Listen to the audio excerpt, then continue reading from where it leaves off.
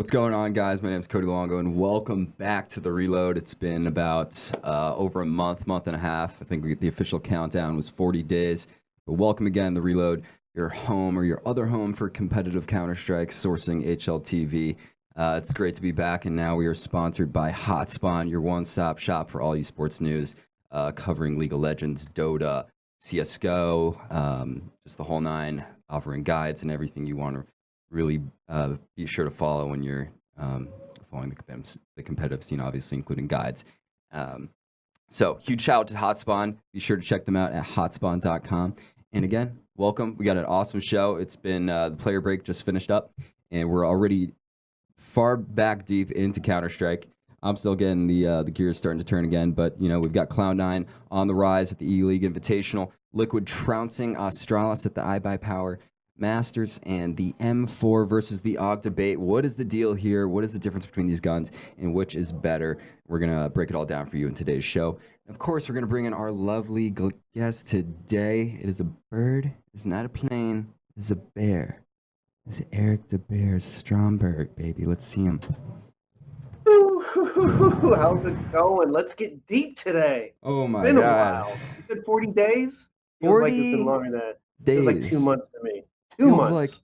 Feels like four scores. Four scores in 7 years. Reclaim Abraham Lincoln's speech there, 4 scores 12 years ago. I don't know how that goes. You know, I'm in Illinois, so nice. You know, nice. It's proper. Well, you're in Illinois now. Well, we're right outside St. Louis. You know, on the border. Lincoln's from Illinois, right? It's the land of Lincoln. You don't have to. I mean, you don't have to say anything because you know you're on the air now. You don't want to disclose where you are. People are crazy out there. Oh, I want to know. Crazy. They'll come get you. Bring it on. They'll come get you. Bring it on, baby. Bring it on. Is it warm over there in the Midwest? Minus what, 30 right now over there? It's about minus 10. You know, somewhere around there with wind chill. That's not bad. What are you guys complaining over there for? It's only like 55 where I'm at. Easy to say from Cali. Fahrenheit. Yeah. Tough guy in Cali. The I'm Cali sun. Listen, I'm from the Midwest, okay? I'm from there. I know the pain. Not the pain that you guys are going through right now. Never been through that cold. I've been to cold. I've been some cold. And the pain is real right now. My face, it is a sensation I've never felt. I came from Florida, and I was drinking coconuts before this, and now my face, I feel it freeze up my pores. They cry, each one of them. Yeah. You know, I mean, that happens when it gets that cold. And you walk outside and it just hurts. Your skin hurts, crying for help. I think it's my hands too. The hands get me. You know, the frozen hands. Joints. So much pain. It probably comes with age. You know, the cold and the age. You know. Yeah. People with bad knees can tell if there's a rainstorm coming. Dude, when I was a kid and growing up in Connecticut, equally as cold, arguably, we're running outside with our shirts off, you know, in the snow and just playing. I feel like when you're younger, you're not feeling it. It does not affect you like that. Am I right? You have no fear when you're younger. You know, you don't have that fear when you get older. You realize that, wow, I stubbed my toe a lot. That hurts. Now I'm scared of stubbing my toe all the time, and it's just a mental block. And you're always watching corners and stuff like that. You're not scared when you're a kid. And you just get brainwashed by media. You need that to not be immortal. You know, got to believe. Yeah. Ooh. Yeah, there we go. Shout out to the cup again. And I just noticed this as well. Game Boy. Yeah, a little advertising right on the stream. That's nice, yeah. It should be like an Acer cup or something, or Intel. I like Game Boy. It's cool, man. Brings back some memories. Yeah. Definitely, man. So it's been a while. How you been? What's new? You know what I mean? It's been a long time. I'm trying to get the rust off, you know, on that intro delivery. Yeah. I've never been that good at that part, but it's okay. You know it comes with practice. You just got to lay it out there and do the spiel. But you know, the month off from the last major and teams getting the breaks and the roster changes and all that. Now CS is starting to ramp up again, and it's been very interesting and pretty fun to watch. Well, you know, with the exception of some tournaments, which we'll probably talk about on the show. But yeah, it's good to see these new teams with the roster changes, what teams are getting better, what teams are maybe taking a back seat, and that kind of stuff. Yeah. It's been a pretty dope start to the year, I gotta say, and the break was much needed because towards the end of Yeah. 2018, there felt like there was just so much CS coming at It was literally a us. tournament every week, maybe even two Yeah, a week. It was ridiculous. At one point, there's like two tournaments simultaneously, and all these teams are playing. Just it's really hard to keep up when yeah, you have so much CS playing, and it's good also for the players more than anything because when they're definitely. traveling a lot, it gets a little stressful on your mind and body. And when you're playing tournament, you don't have time to really, sit back and revamp any strats or maybe maps you want to change up. You don't have that luxury as a pro team sometimes when you're playing on the tournaments. So it's good to have a month break, get them rested, refreshed in the mind, and come up with some new stuff with in this beautiful year of 2019. 2019, here we are, and yeah, you're right. Mm, I mm. remember one of the conversations, the last shows we had, we were talking about how players were almost complaining about just too much CS in general, too many games and tournaments. Yeah, first world problems is a bitch sometimes. And That's I mean, true. back in my look, I'm telling you, being real here. If I was, this was, back when I was, traveling a lot. If there's a tournament every single week, I'd be loving it. It was like Yeah, we're lucky to have two tournaments a year sometimes, and a couple land or local lands if we're lucky. You still had to travel across the country for these local lands, and so hmm um, I mean, yeah, I could see it from both sides. They travel too much, play too much, but in hindsight, hey, if they're having fun, you're playing video games for a living, so don't complain too much. right on. Yeah, I mean, it is what it is. Um, moving into some of the news this week, I feel like I would bring up just a couple stories. One of those being Denial Esports buying Bravado Gaming. Now, did you see this piece of news release here? Yeah, I saw this, and I think Tommy said it best. Uh, I read his tweet. Is like, why would you pick up the name Denial Esports from all the flack and all the juice and all the bad juju coming from that company? They weren't that popular enough, or even have a following big enough to say, let's pick Denial. That sounds like a great name to take on. So this sounds really fishy to me. I don't know why anyone in their right mind would try to branch off as something like Denial Esports with their history in the past of not paying people and screwing over teams, especially with Right. CS. And I don't even know even about the other games, but I mean, it's just weird. Like, why would you do that? Why would you do that? I'm kind of thinking the same thing, but I want to know, like, what is your kind of perspective? I mean, you just said your perspective, really, but like, what have you heard about Denial? Because I feel like people have heard a bunch of mixed and jumbled things. Like, what's the experience in CS with them? Well, in experience with CS is that Denial had a CS:GO team 2 years ago. This was like Anger and XP3 and those guys, maybe even Flowsick, I believe, and some other players that are kind of still around in the league in like semi-pro stuff. And they just didn't pay their players. Like they Hmm. signed contracts and they were promised pay and they never got the money. And so they got screwed out. And I think there's also a housing, I don't want to just make up rumors and stuff, but I Right. believe there was like a housing issue where they had to kick him out of the house at, on sudden notice. And I don't know. It's just the whole thing. Yeah. The part of not paying your players it's just such a big thing if you want to be a tier one org or whatever. You want to be a Cloud9 or Energy or something, but you can't do that. So what I guess the whole problem is like, why would you take on that name? I guess I don't know. It's like Hmm. they haven't said officially why. I don't think they've said anything officially why they took it, but like from a business standpoint, I'm terrible at business, and I wouldn't do that. It's just I wouldn't Right. do that. It's so stupid. It's like why would you do that? So um, again, as a they didn't have a big following, so I guess Hmm. it'd be better just to make a new name. It's new org would be associated with that, Right. but now since you're associated with Denial, you're going to get all their baggage that comes with it. So I have a feeling that they were probably bought out. I know a bit about the ownership change because It's run by, it was bought out by an individual named Patrick. I forget his name. I know like his Twitter handle, Patrick, and an individual named Zach Smith, who owns a company called Money Matches. It's like this free-to-play betting site. But he himself has kind of like this shady past. I know. I follow him on Twitter for quite some time. He's always stirring up shit. Like there's always people just like throwing hate on him, and he's just going back and forth with these guys. But I know that because they just bought a Halo team as well. They were at UGC's event 2-3 weeks ago at the Halo Classic. They were there.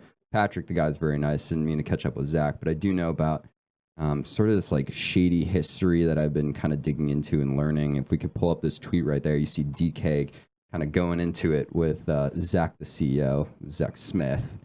I mean, no problem, bud. Best know that if you come into CS thinking you could pull the same shit you've done in the past, you'll regret it. We don't play around here. And I think that's true. You know, he's been in they've been in Halo, which is, you know, not a very, it's not structured like Counter-Strike is. And this guy has this supposedly shady kind of history, and I don't think he has any experience in CSGO, nor Patrick, to my understanding. So it's like, if you come in here, try to mess around, you're going to get slammed, for lack of a better word. CS has had a history, a plethora of history dating back to even when I was playing, of just shady organizations, shady managers, you know, taking money from players, taking advantage of players, making them sign these 2-year contracts, pay them the minimum, bare minimum, even if that, and literally kill people's careers because they kind of trap, you know, these young people in the contracts, kind of like what the music industry does sometimes. Yeah. And it's just, and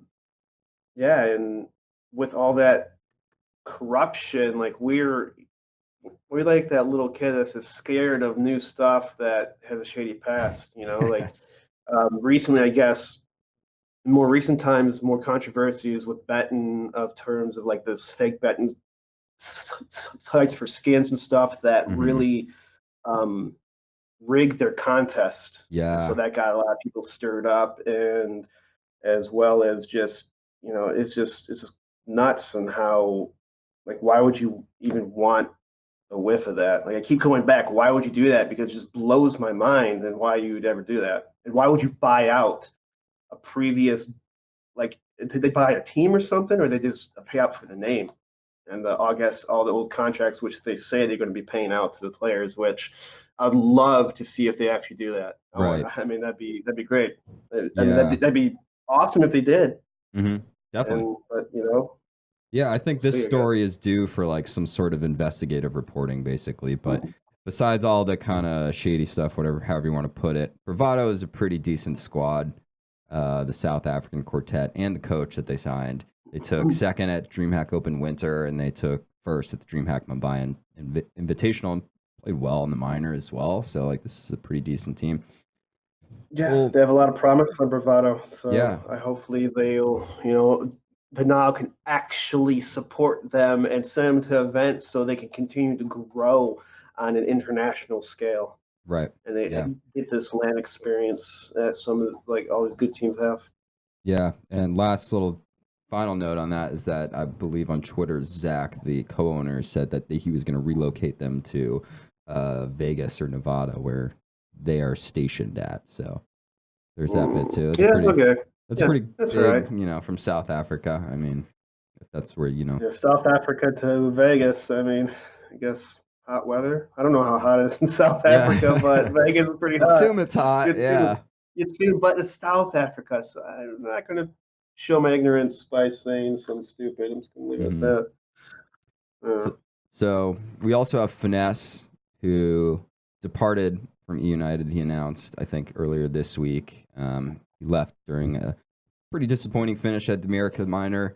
And his slot is being replaced by Sub Rosa of Ghost Gaming as a stand-in ahead of IEM Cindy. So, got that That's going an interesting on. pickup. Yeah. It's very interesting in terms of just Sub Rosa leaving Ghost. You know, I haven't heard too much about that. Like, they've been kind of hush-hush about why Sub Rosa left Ghost, and so that's a little interesting. And FNS leaving United has been kind of ever since the minor qualifier from last year, and it looked like they're going up and up. They made right. They were at IM in the Chicago. EPL, they're doing decent. Mm-hmm. It looks like, wow, there's another contender in NA here. And Yeah. then towards the end of the year, like I guess last half or last quarter of the year, they're having a lot of roster problems. The whole Cooper drama thing, and then they're kind of half like, do we keep relics, do we replace them? Like, just a lot of confusion, and that really set them back 2 steps in terms of just it just put everything in a rut, slowed them down, and then they just had a kind of a string of poor performances. And with FNS leaving, it's going to be really interesting to see how they can bounce back from this, and who's the in-game leader now, and who's going to be calling for E United, because FNS was the in-game leader. Yeah. So, and if you guys have followed CS and know about him, he was with CLG and I think C9 for a little bit, and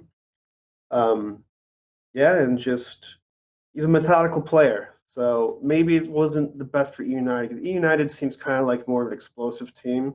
Yeah. And so maybe his style wasn't fitting with them, which I can see happening.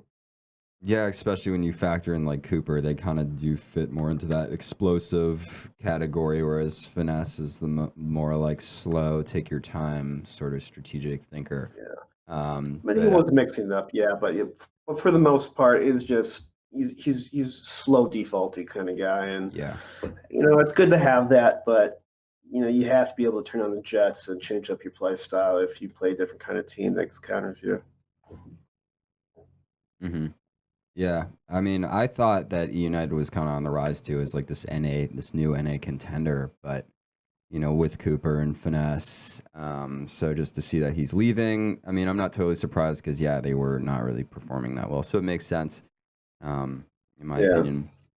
Also, you have Engine stepping down from Space Soldiers, took last place at the minor. They lost to Ents and North, and Engine's just like, I'm out. And this is like such a shame, because Space Soldiers was a team really on the come up in the beginning of 2018, and now they're just like, it's in shambles pretty much at this point. I had high hopes for the Space Soldiers crew at the beginning of 2018, because they would attend tournaments and events or qualifiers, and they'd be like this close to beating really good teams and keeping it in there, and then they just didn't have the support, I guess, as other like big organizations in terms of housing and lots of money, where you don't have to worry about the small things. And it's unfortunate, because after they kind of left their org and was Space Soldiers, for the time being, the nail in the coffin was definitely when Xanterres left for Big. Correct. He was one of their biggest star. He was their biggest star on the team. Top fragging a lot of times, hard fragger, really good player.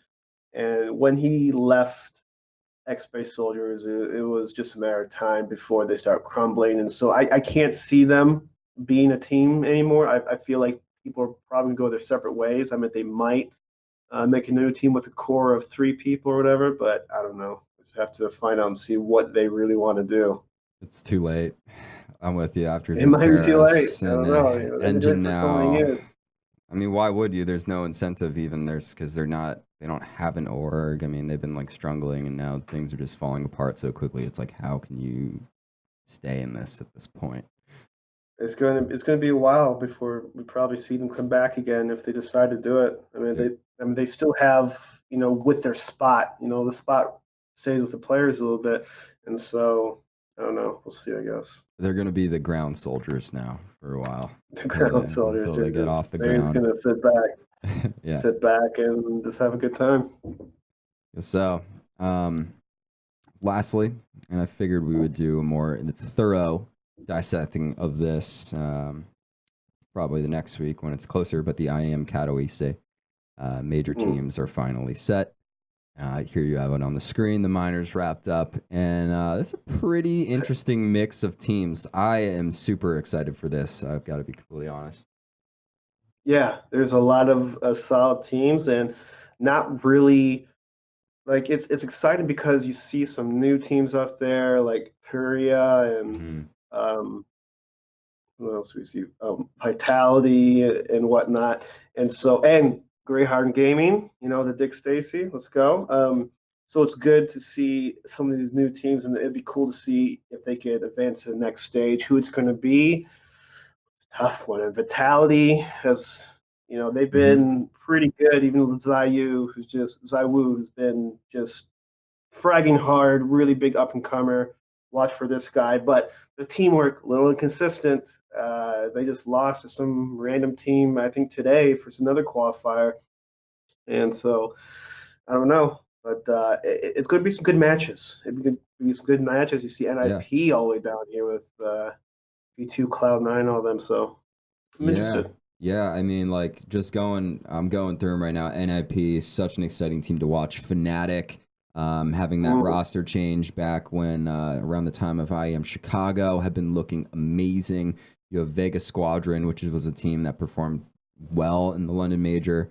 ENTS is, like, literally amazing. This team, like, really came to life in 2018, and they're looking quite sharp this year.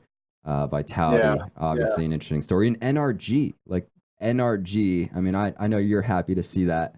I'm excited. I feel like, I mean, they kind of flubbed the last one. Like they should have made it to the major on the last qualifier back, in the last major, but they kind of flubbed it, and that's one of the problems with energy sometimes is low consistency, and when the pressure gets really high, to really just also step up instead of backing down. So they've been working on that. They didn't take this qualifier for granted. They practiced hard, and it showed. I mean, they pretty convincingly beat every team, even Furia, who's been looking really good lately. Furia's been looking really good, and they look like they could be the team behind MIBR in the Brazilian scene right now. Yeah, that's super interesting. I love seeing the new Brazilian teams. Brazilian Counter-Strike is just like an interesting concept to me overall because, I mean, it's great. It's very explosive. It's high pace, high action sometimes, and they have some very methodical kind of strats where they can use that explosiveness, against their opponents or change the pace. So it was very fun to watch them. They have really great aim too, so that's also cool. Yeah, I mean, it just feels so like it feels authentic to me, like the Brazilian scene. Brazilians, like I have my roommate back in a couple of years ago was Brazilian. There's just like so passionate. There's just passionate people. So, I feel like I can sense that synergy in a core Brazilian team like that. So that's they have it's a big culture thing. So if you have the culture and the passion, you're going to be pretty well if you put in the work, and it shows from these guys. Got the passion, the glory. Feel it. Overthrow MIBR. Can they do it? That would be a hell of a story. Can you imagine? That'd be crazy. That'd be really crazy if that ever happened. And that'd be a crazy year for sure. As you've put it to me quite a few times, you never know. In CS. You never know. You never know. Anything's possible. You don't. Nothing's written in stone. Yeah, and that's why I'm so excited for this major, because like the teams that have been playing in the minor just look so hungry. And to see like this first round is going to be amazing, and just all the setup and everything that's being put into Katowice right now is looking really sharp. People are working really hard, so this is going to be a hell of a tournament. I can't wait. I can't wait. The major is always fun to watch, even though people complain. I would like to see. I mean, there was people throwing around. Why aren't there more teams at the majors? The biggest tournament of the year. I've seen that. It takes place in like what 2-3. Like it's a 2-week tournament pretty much. 2 weeks of matches, maybe even 3. It feels like it's 3 weeks. Why not have more teams? Like have an open kind of just anything, like old CPL days where it was an open tournament, 128 teams. It was chaos, but it was really crazy on how some of these teams can, a lot of upsets and stuff, which are kind of cool to see, and gives other teams a chance to participate and make a name for themselves instead of going through the gauntlet of being snuffed out by the big organizations consistently through like throughout qualifiers, and kind of you know how It's like a draft or scouting. yeah, You know what I mean? Which is cool. yeah. Are you on board with that idea? Or are you against that? Because I've seen that too. Yeah. I'm on board. It's what I was used to, and it was very cutthroat. Yeah. But it really gave really good games, really good series because of how it was structured. Now, I put a lot of thought into like why it was so different, and just little things like who you play the next day and the map. And so a lot of these teams would go back for the night, watch some team demos, come up with creative strats for that team, like anti-strat or a new kind of play style, just maybe around their play style, which teams don't really have the opportunity, if you're playing so many matches every day and the map 20 minutes before your match. So It's been interesting. I'd like to see that. Yeah, there's nothing really that can compare to like an open bracket floor. Like, again, we just came off our tournament and we had about 90 teams playing on the floor together. And it's just like, it is very cutthroat. And it's definitely not for the faint of heart, because every 5 minutes, one team is standing up in victory and screaming at their opponents that they've just beaten. You know what I mean? And it's not for the faint of heart. And I want to ask you, as you said that you used to play in that kind of style and in Counter-Strike. I wasn't a part of that back then. Was there like trash talk? Was there that kind of energy and atmosphere back then? Yeah. What was it like? It was way worse now, or back then. Nice. Nowadays, you kind of had to keep a lid on it, or not a lid, but you have to be PC and stuff like that, and you can't. I'm not saying people are racist or anything like that, or saying the crazy words, but there was some harsh words being thrown around back then. Yeah. But for the most part, people didn't take it to heart. It's part of the game, trying to get in their heads, and after the game, hey, whatever, good games. For the most part, there's always people out there that you don't like, but it's cool. Take them down a peg. It was a lot worse back then. Also, back then, you didn't have those closed headphones like you do now in tournaments. So you can see, the team that you're playing is 15 feet that way, and you just stand up and yell at them, and they can hear you, and you just talk smack to them, kind of like the Halo lands and Call of Duty lands where they're sitting right next to their opponents and start trash talking. It's kind of like that. It's kind of like that back then for CS. That's neat. I love that. For me, that like nitty gritty kind of tough. That scene, the stand up, yell at someone, tell them they suck. Like, inject that shit right into my veins, man, because I love that. I live for that, seeing that. It's part of the game, like you said. It's part of the game. You know what I mean? As long as you don't threaten their family or anything like that crap, keep it civil. Keep it, you can talk shit, but just keep it, don't go overboard, okay? No family threats. People didn't really go overboard. Nowadays, people get pretty personal. That's what I noticed, actually. There's a lot of personal shit talking here, and so it makes keep your family and mom and dad out there, come on. That's not proper to me. You know what I mean? If you outshoot someone, you got to let them know. You got to say, you just got messed up, kid. Like, just take a seat. Yeah, just like that. You know take a seat, just like that. I love it. I love it. I can't get enough. We should do a trash talk special one day. That's how I'm feeling right now on this topic. Yeah, you want to do that? I would like to. But anyway, one of the teams on the bill, Katowice, and one team that I've found certainly interesting to watch last weekend was Cloud9, right? This the ELeague Invitational.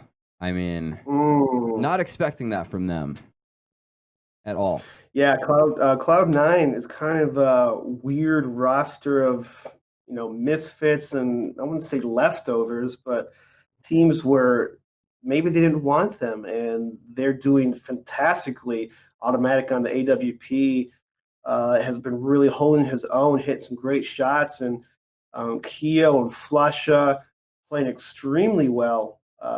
It's sometimes Rush as well, and they just added Zelsis to the team. And when he's comfortable, I've played against him and with him sometimes, like in pugs and stuff, and I've seen him play with Swole Patrol and stuff on land. When he's comfortable, when he's in the zone, he's a really, really good player. I think when he gets a little stressed out a little bit, maybe high tense situations, he kind of takes a back seat a little bit. And I think that comes with just inexperience and believing in yourself as you play. Right. Once he overcomes this, I think he can really shine on this roster. I don't think he's there yet, but maybe with more tournaments, maybe with more, playing against better teams, he can find that rhythm where he can be a lot more consistent and actually start shining in his games a lot more than what he's been doing. I mean, he's still been playing pretty decent, but it's kind of inconsistent, and sometimes he goes missing, and so. But these last tournament, I mean, they almost got it. They almost had FaZe. Dude, they were nearly there. They did beat him. They did beat him, which was pretty impressive to see. Now, to take a little, I'm not going to take it away from Cloud9 because they are playing really well. Mm-hmm. They're playing good, and I'm really excited to see them this next year. When they beat FaZe, earlier in the tournament, it didn't look like the same FaZe. They just added Adressing to the roster not too long ago, right? And so, at this high level, you have to have a little period sometimes to kind of get adjusted, find what works for the player and the new teams and stuff like that. And with Nico calling now, he hasn't been as consistent as, I mean, he's definitely top frag a couple times, don't get me wrong, but it's still hurting his game a little bit, I think, because, you have to think so much while you IGL. And so once they got their footing on the ground, once they got, later in the tournament, a little more experience, they started having fun. They started winning ridiculous rounds. And Guardian went absolutely insane on that last map in the series. I mean, when Guardian's on fire, you have to have one hell of a game to stop this guy because he can carry games and teams on his back. Doesn't matter what match, tournament, finals, whatever. If he's on fire, he's so hard to stop. And I'd say Guardian for sure was the MVP of that, at least in the finals for me. No doubt. Guardian put the team on his back. I think it was on Train. This man went absolutely berserk. There was plus 25 in stats. Oh, plus 20. Ridiculous. God. There was this insane clip. I didn't think I punched it into the show, but oh my God, it was like a 4K op, like clutch. He won like a 1-on-4, 1-on-5, something like that. I think it was 1-on-4. It's like 2 rounds in a row. It was like that. And it was a crucial point early in the match to where if Cloud9 won those rounds, the momentum would be in their favor. FaZe would probably have to be reset, and they have to save a couple more rounds, and who knows what would happen from there. The Guardian's like, nope, I'm going to win. Put them on my back. I'm going to hit some shots. I'm going to hit all shots. And he had like 15 kills in like the first 4 rounds. It was ridiculous. Oh, it was insane to watch. I couldn't believe my eyes, but I couldn't even believe my eyes in the final as well. I mean, they beat FaZe. It wasn't like the FaZe that we're used to, like you said. They beat them 2-0 in the groups or whatever in the beginning of the tournament. And then the first game, if you remember, the grand final best of 3 was like 16-5, I think. Unless I'm thinking 16-3, I believe. Yeah, like they stomped them. They stomped. They raffle stomped them, and I mean, at that point, that's when FaZe probably turned on the boosters. Like, wait a minute, guys, we just lost 16-3 to these guys. Step it back. We're FaZe. We're better than this. Let's get our shit together, and they eventually did, and just came back and beat Cloud9. Yeah, I mean, at that moment, I was like, this is really happening. Like, it was setting in. I was like, holy crap. I think a couple beers before that while I was watching it at home, and I was instantly sober. I was like, this is the real deal, boys. But for me, this Cloud9 roster, I don't think they're like at the real level that they want to be yet. But I think that one of the interesting kind of key players for them that filled in was Automatic, and his, filling in that opping role like quite well. We have some highlights we could punch up right now, just showing him, absolutely slaying. Cloud9 said that this was like a role that they could probably use some help in, and Automatic just slipped in with the op. He's like, I can do this, and he did it well. You know what I mean? And he carried Cloud9 on this map specifically with that op, just running through phase, like absolutely stellar shots. He's when he's what makes him so. I mean, he has pretty good aim, but he's also not scared. As you just see from this bid, he's peeking, he's being aggressive, he's going. He's not scared of the peak, and that's really helpful for Cloud9. It's almost like a guardian kind of style where you're constantly peeking, you're always trying to make a play, you're peeking angles, you're pushing, you're sitting back, and so it's making a really hard time for the other teams to guess where Automatic is playing, because you have to respect a good opera. You have to kind of play around them a little bit, or they're just going to tear you up. Like, look at him. He's just peeking. He's re-peeking. And it's really good. It's a very strong style to play. And Cloud9, Flush, and Keo and all of them have figured out a play style which works for them, especially when Automatic's up. And he's top 20 player for a reason. He's pretty good. I think he's really good. Yeah, no doubt. I'm with you on that. He's like this sort of aggressive opper. You know what I mean? You saw him standing in right in the middle of the bomb site, just left and right to the box. Boom, you're gone. Over here. Bye. See you later. You know what I mean? And he's hitting these fast flicks where it doesn't give time or reaction time for the enemies to react in time. So he's been just doing really, really well. You think this squad will be able to do some damage this year? I think so. I think the key point is definitely Zelsis.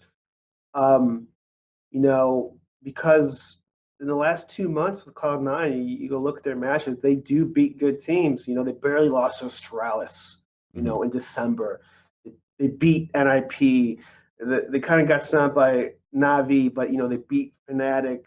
They beat FaZe. They beat MIBR. So this team's a real deal. They beat tier 1 teams on a consistent basis. And so whatever Flush and Keel's bringing to the team, it's working 110%. Yeah. So I think they're the real deal. I think they're definitely the real deal.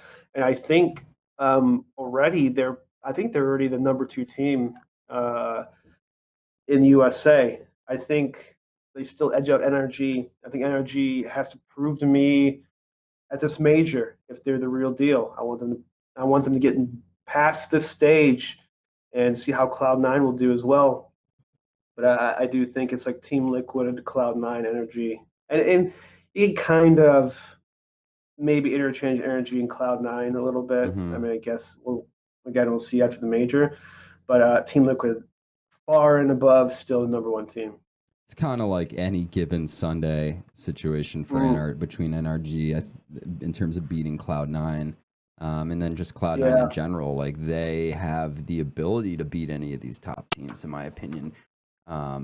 Consistently, a whole nother story. But right now, Cloud9 is looking good. I'm on board with you for that. So Cloud9 is looking real good. Yeah, as we say, I'm gonna say LCS. I'm like stuck in league right now mode, but NACS, like, it's good to see. It feels good. It's good for the soul. It's soul food to watch Cloud9 be phase, in my opinion, for me, here. And it's not about like winning every tournament. What's nice to see is that they're able to compete and beat, these top teams in Europe and whatnot, which in the history of CS, Europeans always kind of dominated American CS, and it was always a struggle.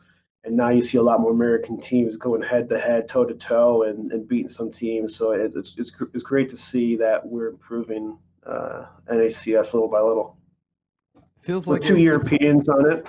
Yeah. Well, it feels like it's been actually the last year and now right now that NACS has taken it's grown exponentially as opposed to before, in my opinion. Like, we took some big steps with Liquid, and now obviously Cloud9 when they won ELeague Boston, and just kind of going up the ladder. Now we have NRG, Ghost Gaming, another story. Like, Ghost is looking good. I think it's good.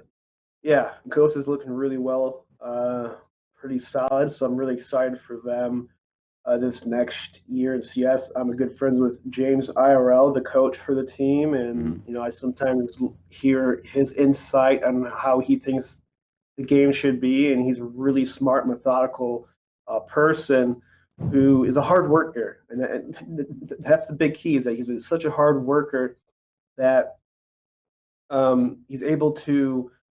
I just think he's a good coach. Yeah. And the hard work and everything just helps his team so much. And he's always watching demos, writing strats down, coming up with ideas, being even a mental part of the game, not just in game, but out of game, camaraderie and all that kind of stuff. So he's definitely have helped the Ghost organization, get that step above, what they were before. They, of course, Steele and Kus and all of them had a big part with Wardell and stuff. The players had a big part, but he also, I think, helped them push them that next step.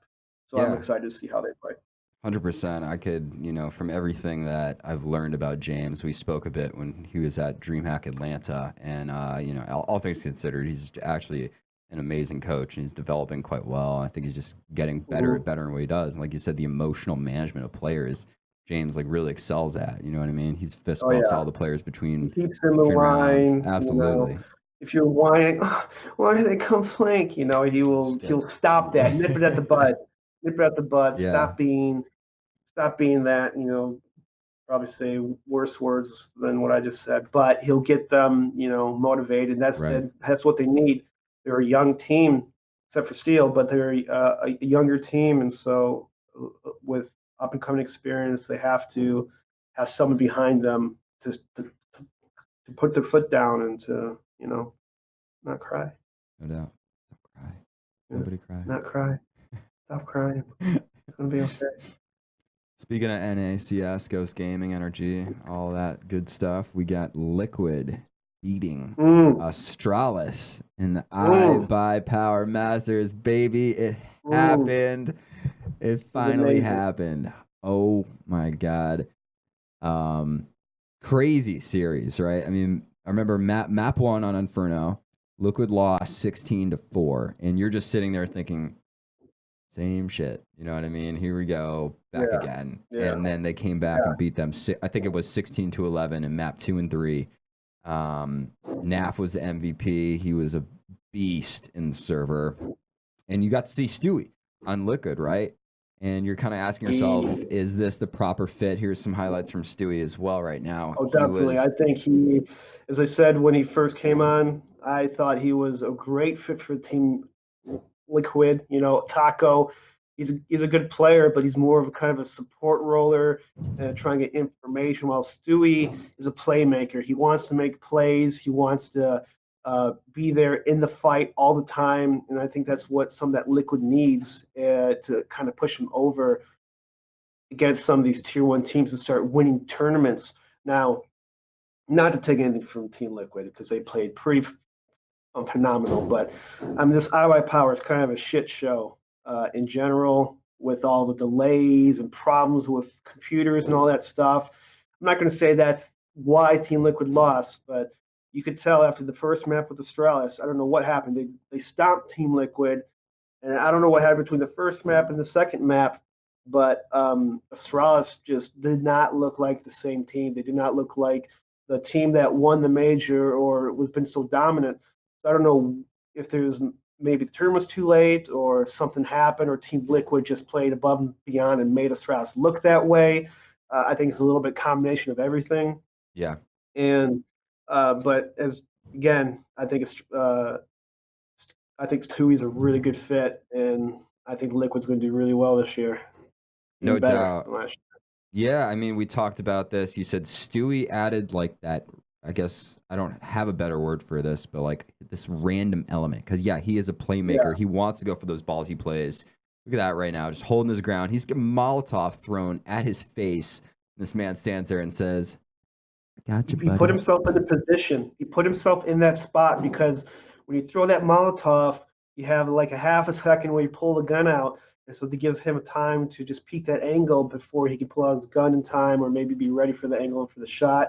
And so, he brings that aggressive, he's not scared, explosive style that really will help Team Liquid give more dynamic to their gameplay. Yeah, and Liquid they can be a very methodical type of team when they want to be, but they also have that firepower. And Stewie fits right into that so well. And they also have that X factor. If you remember a couple weeks ago or months at this point when we had that play from NAF, who's just like they have a couple players on their team that are very, very intelligent when they want to be and think out completely outside the box, just blindside their opponents. Their whole team is very skilled, very great in clutch situations a lot of times. I mean, they have a making of, if Astralis wasn't around, Team Liquid would probably be one of the team dominating right now. If Strauss was not around, it'd be Team Liquid winning all these tournaments. No doubt. They got great structure. For the most part, they're pretty consistent. They always had that Liquid choke, but I think they're over that already. I think they're past that now. And I think with every tournament and with every match they win, the confidence gets more and more, and that just helps their game even more. Yeah, it's a new team, a new year, baby. And I'm kind of with you on the fact that I'm not really entirely sold that like this is the new status right now in terms of like Liquid being able to beat Astralis consistently, because iBuyPower was a shit show, and for those that don't know, this was a huge oversight, and I don't know if you know this, but the reason the delays were because the computers, the stations were set up in a way that you could see the stream screen, so you could watch your opponent play, and it's like that is just such a massive oversight. How do you? Yeah, it's, they hired a designer company or clothing company to produce their show, which people are like, what? Is that what happened? How does that make sense? A designer? That's what happened. That's what they said on Twitter. A clothing company or something. They hired a clothing company to produce their show, and they've never done esports before. Which I don't understand. Why do you do that with such a giant tournament? Throwing so much money, but that just I don't know what they're thinking. But that's a huge oversight, and they didn't have half the matches even streamed. Like, what the hell is going? Like, why aren't you streaming the half your matches at the Tier 1 tournament? You have all these good teams there. You fly them out there. You pay so much money for them to come there. You don't even have their match on the stream. What is wrong with you? Have a B stream. You don't even have to have a caster. Have a Go TV and just have it there. Someone else will cast. I'd cast it. I get other people. I know a bunch of casters. It was in LA. I know. I was gonna say that was another thing. I totally forgot to bring that up. I'm like, where's Bears not there? Oh no, man. There's people are haters out there, man. They don't know what they're doing. They don't know. Esports clearly been not. For how many years? 15, 20 years now?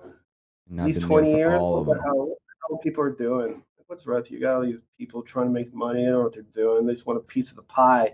They weren't there grinding away their life, trying to make esports big. They weren't there. I mean, they're hiring Old Navy to set up the iBuyPower Masters Tier 1 CS. We got Gap as the main sponsor. I don't know, man. If you guys need consultant, please message me on Twitter. I'd be happy to consult anything. I know people behind the scenes that have been running tournaments for years. I know people that run the IEMs, everything. Consult me. I'll help you better. Please, at me.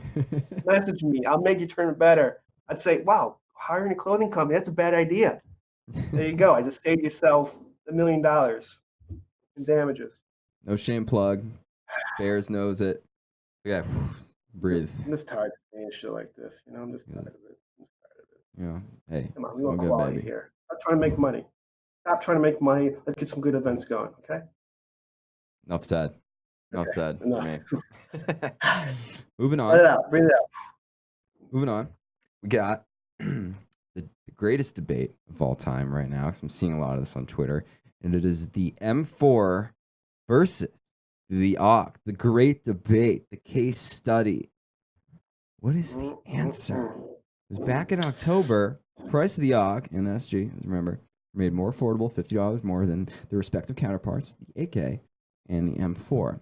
And I'm seeing all these memes, people talking about it finally, because back then it was like, it's not going to do nothing. No one's going to use this stupid AUG thing. You know what I mean? They're like, no, I don't think so.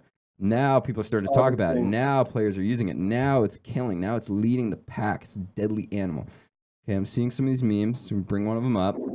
My favorite. Exonic tweeted this. I'm a little confused, okay? What I take from this. Yeah. I had one of those Nokia phones, all right? I had one. Indestructible. You couldn't, I think I had contests with my friends where we each had one. We used to try to punt it as far as we could. Like that was our game works. back then, growing up in the Still works. countryside. You know, yeah, it's totally fine. You kick, you're like, oh, that one fell in the river. Oh well, just pick it up and get it. And then you have the AUG, represented by an iPhone. That's a first-gen iPhone, severely outdated, might I add. So look at that thing. You know, Full screen. But the AUG is king. The AUG is king. Is that where you're going with? The AUG is king. The AUG is king. It is way too good for what it does. I mean, it has a scope, which is really nice. It can one-shot people with head armor if you're up close. That's ridiculous. That should not exist. Like, why would I ever get an M4 at this point? The rate of fire is the same, and the accuracy with the spray is way better with the AUG. Why would you ever get an M4 over the AUG? It doesn't make sense anymore. So, in my opinion, I don't think you should mess with the money, but I do think maybe you should mess with the recoil, add more recoil to it, or at least. So you're saying reduce nerf it, basically. You're falling right into this meme. You've walked right into a meme right now. I did. I think Thorin posted this. I don't know who credit. Oh, I guess there's a credit in the bottom left. I can barely read it, but yeah, kind of funny. Guys, price it appropriately gets tossed out a window. Maybe you should work for Valve. No one's going to buy it again. No, I'm not saying nerf it to the ground, but you could do a little nerf to where it doesn't one-shot people. That's a great. Maybe reduce the armor pen or something of it, because that's what makes it the one-shot. It's the armor pen. I don't know. That's why I'm not on a balancing team. I don't want to think about this kind of shit. It's too. I don't even care anymore about the balance. Just have any gun. Have laser beams for all I care. No, I'm just kidding. Don't do that. Lasers. No. I don't know. We got someone. It's too good. Yeah, I'm catching up on the chat now. Someone, if that's not the dumbest thing I've heard all year, I don't know. That was far back. I remember that. Someone says, I play with the AUG. It is so OP. Someone says, Cody is looking hot, lol. All right, sweet. Wait,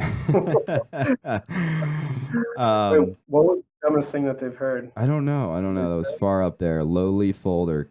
Tell me what is the dumbest thing you've heard all year. I'd love to hear it again or say it again. I don't know. I don't know. Bring it on. Ask us. We got the Twitch chats live. People pop in. Say what you want to say. We're all here for you. But okay, so the AUG op M4 debate. I did a little research, right? So I'll break it down more specifically for those and myself to get a better idea. I'm kind of with you on the AUG, but I put together a graphic of the damage comparison so you can see firsthand, being like the head. If we could lose the bug, you could see just a little bit better. There we go. Get the head damage, body, belly, and leg area. So basically, the M4 does more base damage to unarmored players, whereas the AUG does more damage to armored players as well. And it does have that ability to one-shot with head armor. If I'm reading this correctly, now I'm getting all mixed up. There's a lot of numbers up there. But, I'm sorry, one-shot, to the head without armor. So it's just, I don't know. It's good. That's why I use it. I mean, I have the AUG. I buy the AUG, and then I have the A1 as my other one. Why do I need an M4 anymore? Because if I wanted M4, it's getting AUG. That's why not. So it's just reduce the head damage, maybe. That's it. Yeah, I mean, people are still riding the M4. I think it's one of those things where people they hate change. Everyone hates change until they get used to it. You know what I mean? That's one of my favorite Bears quotes ever, was that people hate change. They freaking hate it, right? So people sticking with this, but M4 higher base damage gives a 2% faster movement speed, which in all reality does not make a difference in my opinion. But the reload speed is considerably faster. It's 3.1 seconds as opposed to 3.8. So that's kind of noticeable, but the AUG has a tighter spread overall, and it's far tighter with the scope. That's kind of broken. That's why I think the recoil should be tweaked a little bit. Just because you can hold it down for 6-7 bullets and only have to pull down like an inch at most. It's ridiculous. Yeah. Like it's so easy to get headshots and kill people with it. yeah, it's really good. It's really good. It's why I use solid. it. That's why everyone uses it. The scope is just amazing. Like it's actually really good to hold down like those tight like angles on the CT side, especially because you could just sit camp and it like helps. Yeah. if someone is deep, like if you're looking at an enemy that is deep, it's kind of it's hard to say if they're far enough, especially like your reticle, the little crosshair, almost like covers the enemy, so you could like barely see him if you're shooting far. Yeah. So it makes a huge difference. Maps like Train or Dust 2, especially for the CT, where you can, you don't have the AWP, but you want to play a longer range angle. It's a lot easier with the scope than not. So it kind of makes sense. It has its cons, but the thing is, unscope is even better almost up close. So it's like, why should I get one or the other? So final breakdown from the Bears. You have infinite money every round. You always 100% always buying the AUG, and if you could change, 100% all time. 100%. And then 100%. if you could change it, how would you change it right now to fit into the game? You would say you would nerf maybe the spread? Recoil. I just make the recoil a little harder to control. Maybe, after 3 or 4 bullets, it gets a little crazier because, you can hold down, again, like 5 or 10 bullets and it feels pretty accurate. Just aim towards her chest and get headshots. So I'd say, make the recoil a little bit more and leave it at that. Okay. The great debate settled.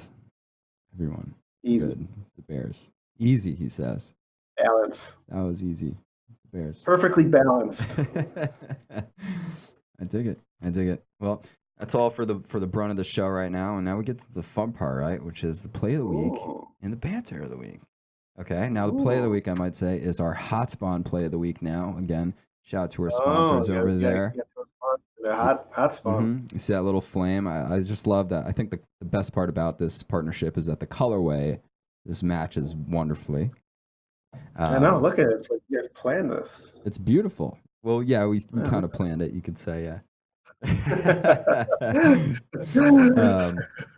Play of the week. There were so many, like especially from the FaZe Cloud9 ELeague Invitational, which is where this clip comes from. But just like the Cloud9 series alone was an entire highlight reel. But this clip stood out to me. I mean, you could have had a whole series of this segment, but let's go ahead and run it for you guys. Just one flashback to go straight through. And here they go. In the meantime, oh! That is absolutely disgusting. There have to be laws against that. Only 2 complexity players remaining. Absolute decimation in the meat grinder, fingers, face, all of it. I think what makes it for that clip for me is just like the commentary, the screaming. That was a sick spray down from Nico. Just literally, the gun is rolling. Bomb goes up. It's just chaos. That was such a clutch. The place is on fire, covered in smoke, and this man just comes in like Rambo. You know what's good? When DDK, a professional caster, has to scream, and that's the only thing that comes out instead of any word whatsoever. That's pure emotion there. And that's what a lot of people felt at that moment. So that was an amazing play by him and a crucial round too. Very key against complexity. Nico's really good. This beast, that was just going straight Rambo on the scene. I mean, he's in the middle of the bomb site. It's on fire. There's smoke everywhere. Gunshots left and right. This man is just da.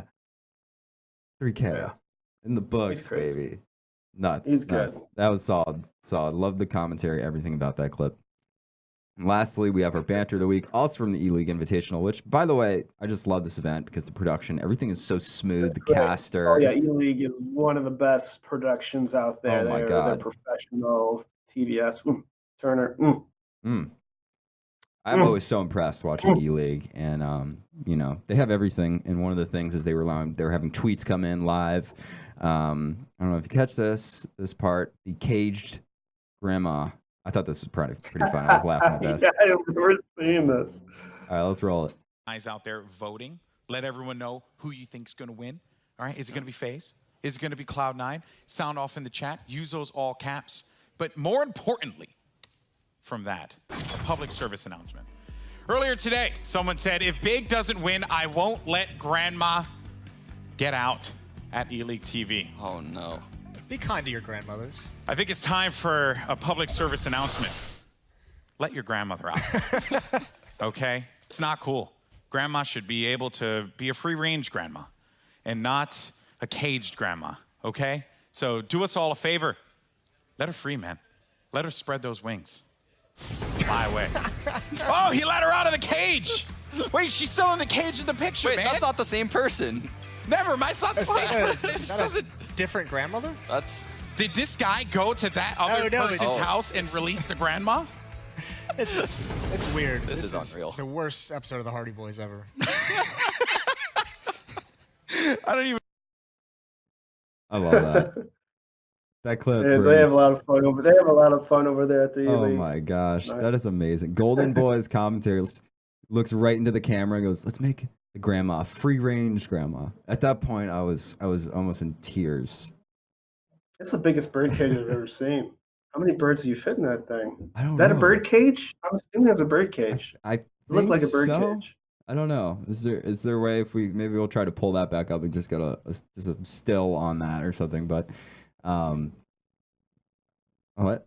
I mean, Yeah, of the tweet. Can we get the tweet of just the bird cage, no audio? Just if we can get a still of that, so we can review this play. Okay, that is massive. is that I a think bird? I mean, it has to be a bird cage, right? it's got rolling I don't- wheels on it as well, and there looks like there's like a gap on the bottom, right? So I feel like a bird could fly under this, right? I don't know. A bird Also, no smart birds enough in to do there. that? Birds are pretty smart. I don't know, but you got the curved up top. They fly around. I agree. It's very bird cage esque. It has to be. Maybe it's a parrot cage, so parrots can't fit down below. I don't know. Yes. You know, like bigger birds, not like those little That's birds. a nice one. I imagine that costs Yeah, like look at upwards of that. $1,000. It's got rolling wheels on it, like it's portable. Fits your grandma. They have that many birds. Have that many birds must be pretty annoying, though. They make You a lot of noise. Some of these birds. I'm not a bird guy. In terms of owning pet birds, I'm not a pet bird guy. I'm telling you from Sorry to someone offend that anyone. that has an older brother that we used to get in fights all the time. Not for that, because he would have locked me in there.